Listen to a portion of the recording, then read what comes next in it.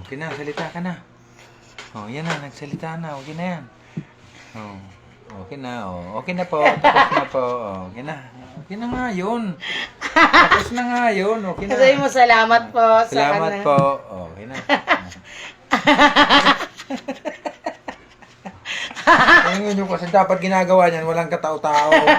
Di ba? Di ba? Sige na! Okay na po. Tapos na po.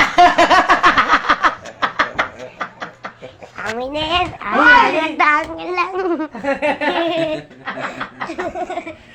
Tapos na. Zero nga. Ayun.